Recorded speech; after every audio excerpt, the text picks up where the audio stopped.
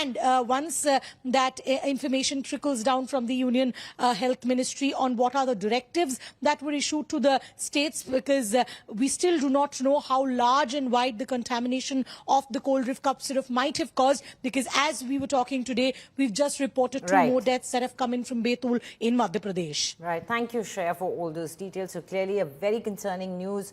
Parents concerned because medicine that is supposed to keep you healthy is now taking lives.